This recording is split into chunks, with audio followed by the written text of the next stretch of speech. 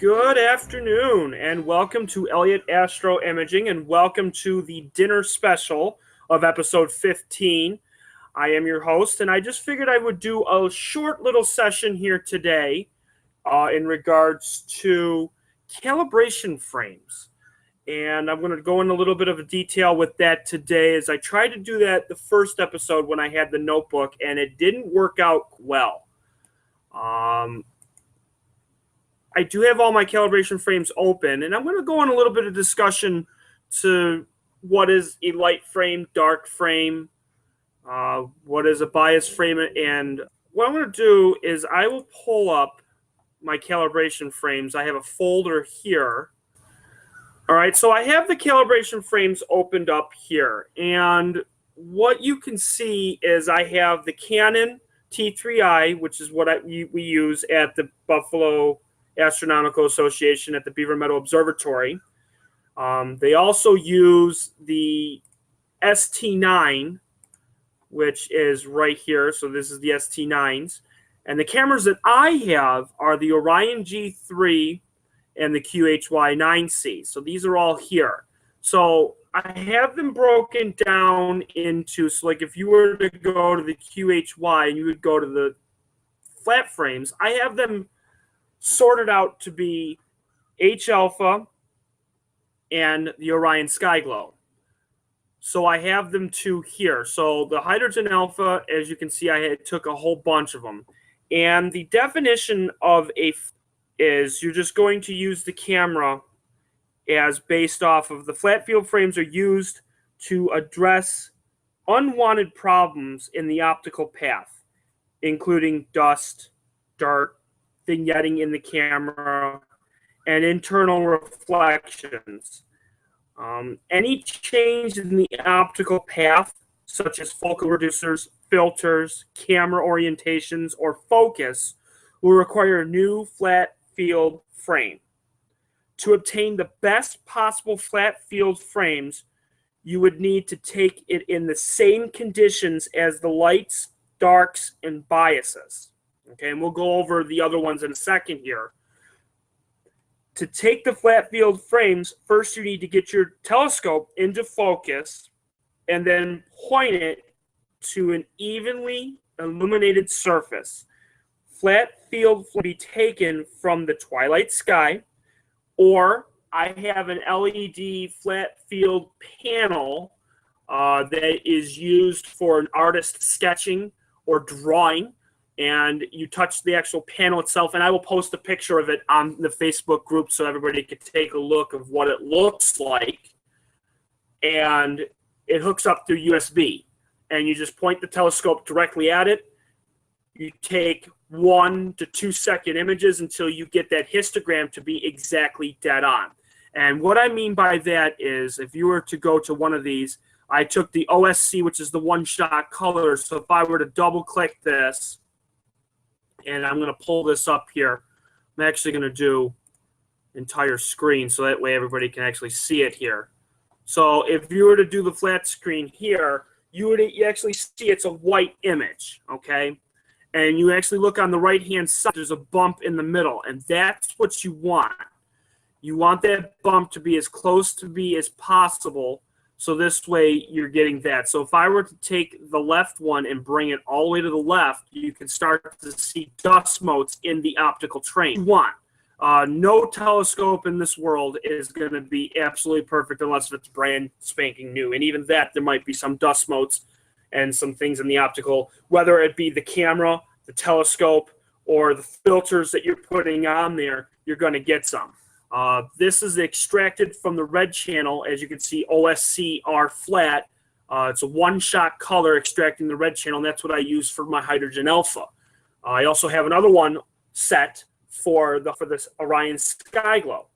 And you have to go through each image. You're going to see little circles, little dust motes, and that's fine, because what happens is if you don't use the flat field or the flats, these will show up in the images. And what this will do is get from the image itself. So it'll actually be a flat image, hence that's why they call it a flat. And I usually take when I do the flats, whether it be the Hydrogen Alpha or the Orion. And then these are just the unbayered ones. These are just regular, and you can see it from there, which is kind of cool. And then I have the Orion Sky Glow here. I might redo them because I like to do them every year. I took those in July of 2015. Yeah, and what it does is when you stack them each individually, it creates a master flat. So it actually stacks them and creates an average, which is what you want.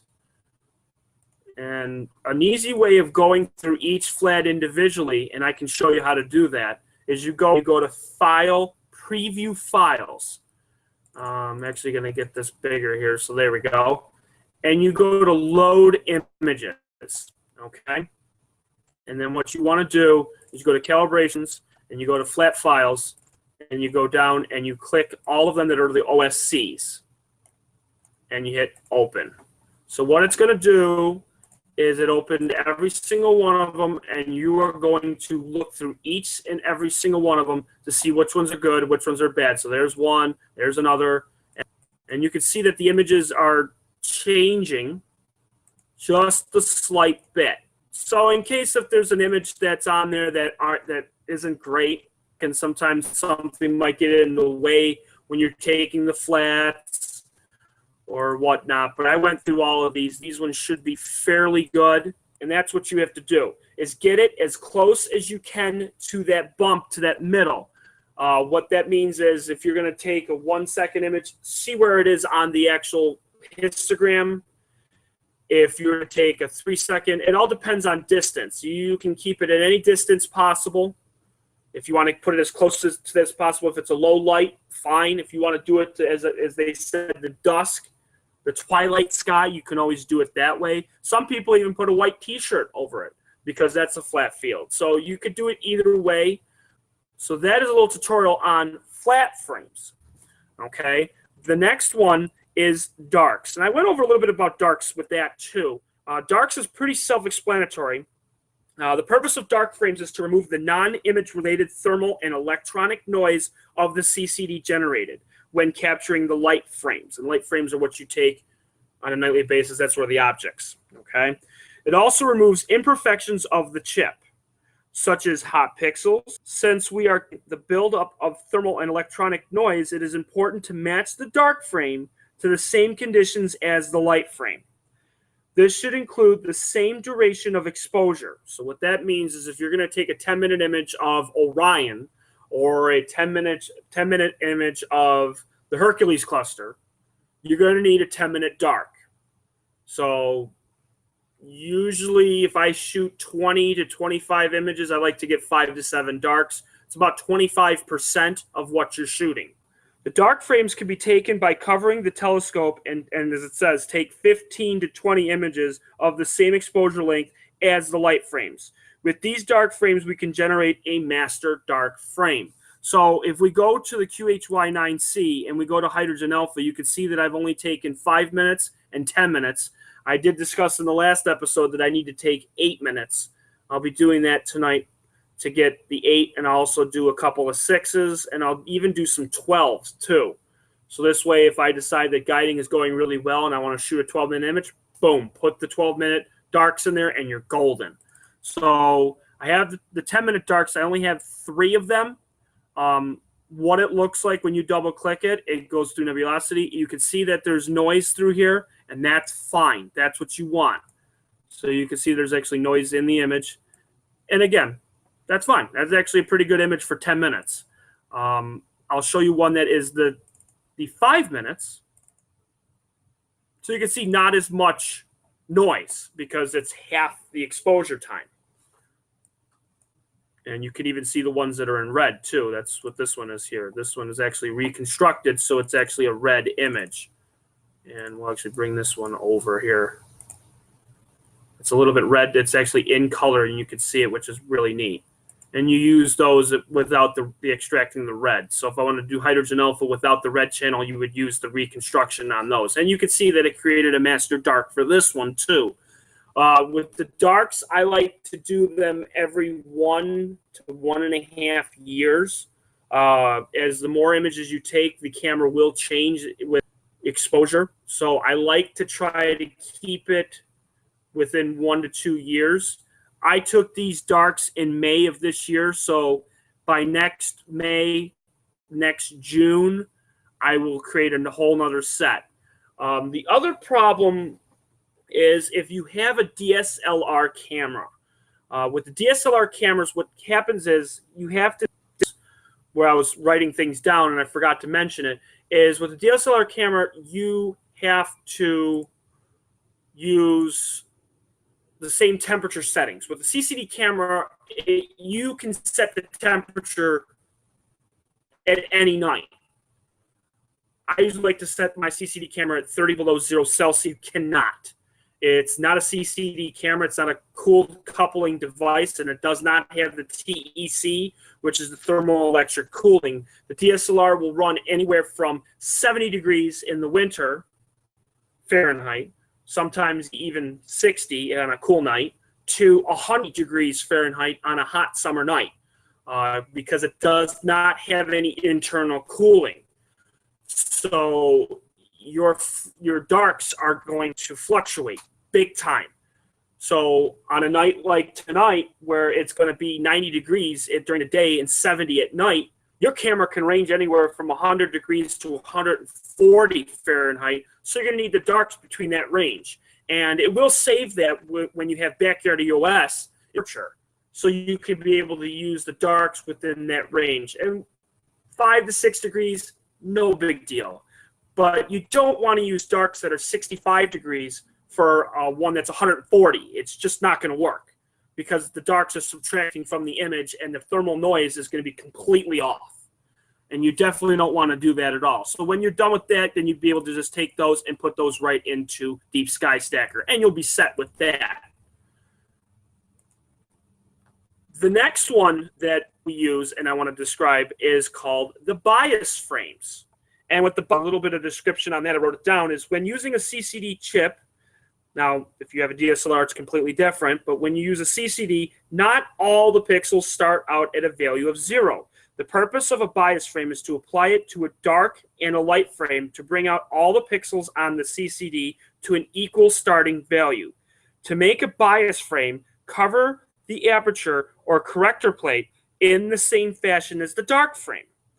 Capture at the lowest possible time setting your camera will allow, meaning that you want to get the absolute fastest. You want to go lowest, meaning the fastest. So like if you have a DSLR, do 1/40,000th of a second, okay? Or if you have a CCD, do 1/100,000th of a second. So you want to get it as fast as you possibly can, so it'll just keep cranking them out one after another, okay? So if I look at my bias frames here, I have actually I just shot some of these last month, but I do have these, and I did extract them here. It'll say 0 milliseconds. The 0 milliseconds, it actually doesn't even register on it. I put it as 1/10,000th of a second. So it's fast, and that's what you want to do. So that will actually work out perfectly. I took 8. Also, it says bias frames should be taken at the same temperature and settings as the light frames. Like I said, same thing with the dark frames. If you have 70 degrees on your camera, you want to take 70 degrees all the way through, okay? And then it will also create a master bias frame, which is right here. So that will be set there. So this is a little crash course of looking at it. And of course, I have the ones for the Orion too. Same exact thing. So that is a little crash course, as I said, and it gives you an idea of the calibration frames. Now, the agenda for today is, it's looking semi-clear, but I'm not totally sure what tonight is going to bring.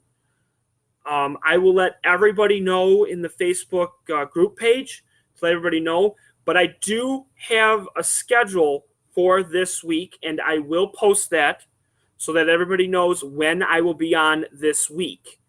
As it stands right now, Wednesday is extremely clear, so I will be on Wednesday night. Wednesday, I should be able to finish the North American Nebula Mosaic.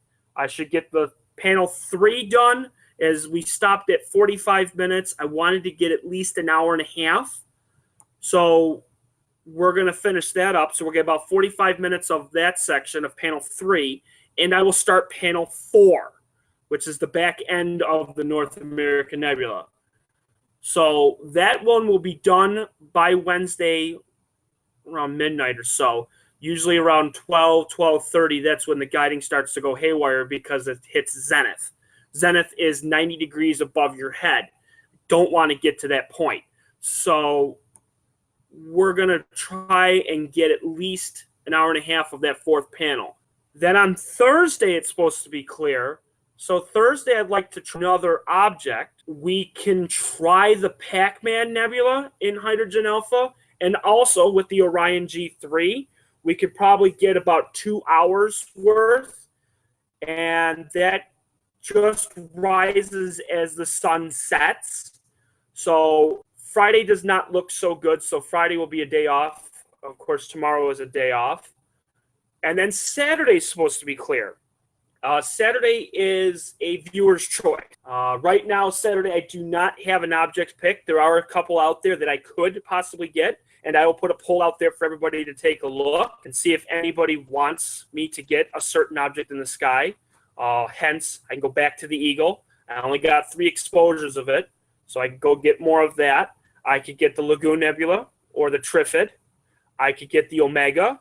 So there's a bunch of objects that I can go out and get. So make sure you vote, and I will definitely get those objects if there's no clouds. But Saturday's looking pretty good. And then next Monday, I will be doing an unedited, deleted scenes blooper episode. Got a couple of things put in for that so far, but that should come out Monday night sometime, as I'll be doing part of it live, and then the rest of it will just be cuts of the last 14 or 15 episodes. And that's just me making mistakes, certain things that go on that doesn't go right, or whatever it is. It's deleted scenes. Usually I'll spend the time to go through these episodes and make sure that they're absolutely right. And so you look at the live one, and then you'll see the edited one, and it's going to be cut almost completely in half. But there is a lot of footage that I have that doesn't make the final cut. You'll see it live, but you won't see it because I take it down and put the edited version on there. So that will be next Monday. Whether it's clear or not, I'm going to be out here next Monday. And I'll be out here probably around 6:30 or so, maybe 6:45, and then I will do that. So that is the next few episodes, as I'll post everything on there. So that is it. The members of the Buffalo Astronomical Association are heading out to the observatory. If I do go out there tonight, I will actually extend this podcast out there, as you'll get to see the sights and scenes of the BMO, which is the Beaver Meadow Observatory located in North Java. And I'll put a map on here for episode 15 so everybody can take a look. It is looking clean. They're going to be heading out there right about now. And they're going to be getting there at about 8 o'clock. So it usually takes me about an hour to get there. So I have a couple of things to do. I will shoot some of it, some video out there, and we'll go from there. So I'm going to end this part of the broadcast, but I should be back to let everybody know of what we have going on for tonight. So I want to thank everybody for watching. Welcome back to Elliott Astro-Imaging. After a short break, I am en route to the observatory right now. It is currently 7:48 p.m. Eastern Time. It should take me about an hour to get there, so I should be there close to 9 o'clock tonight, just as the sun is setting and is starting to get dark. And they said it's clear out there, so I am on my way right now. I'll know when I get there. Barbell frisbee throw, guys. Those are my barbell weights. My first telescope mount.